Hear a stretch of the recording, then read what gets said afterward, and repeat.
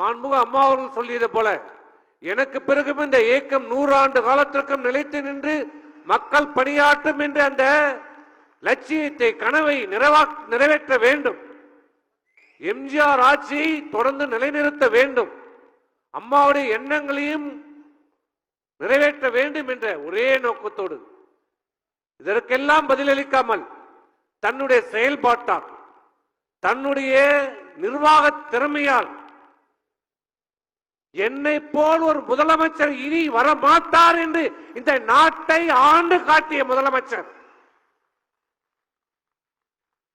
ஆளத் தெரியுமா என்றவருக்கு எடப்பாடியை விட்டால் ஆளத் தெரியவர் யாரும் இல்லை இந்த நாட்டில் என்பதை நிரூபித்து காட்டிய ஒரு தலைவர்.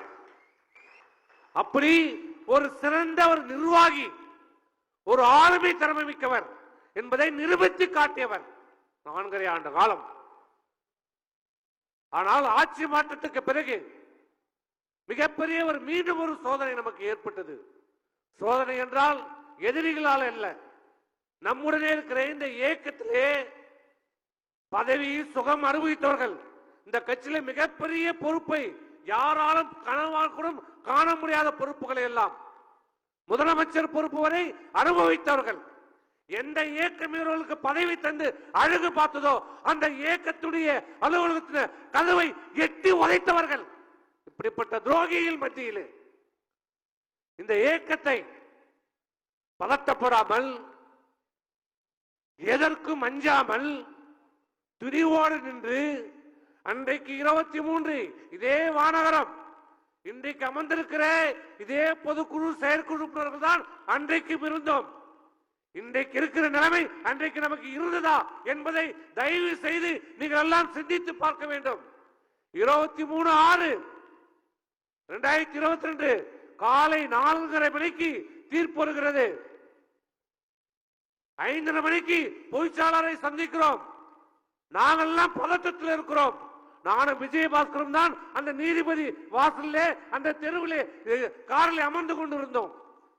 அவர் வீட்டுக்கு சென்ற போது இதே புன்னகை, இதே சிரிப்போடு நாங்கள் கூட நினைச்சோம் பதட்டப்பட்டிருப்பார், கோபப்படுவார், வேகப்படுவார் என்று நினைத்தோம்.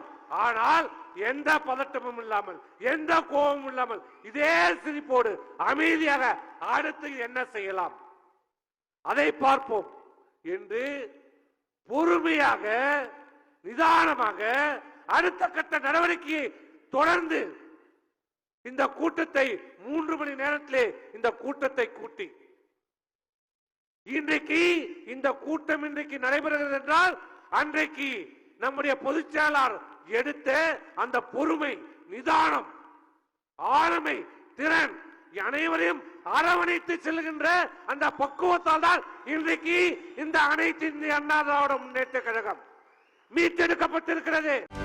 செய்திகளை உடனுக்குடனும் துல்லியமாகவும் தெரிந்து கொள்ள சப்ஸ்கிரைப் பண்ணுங்க.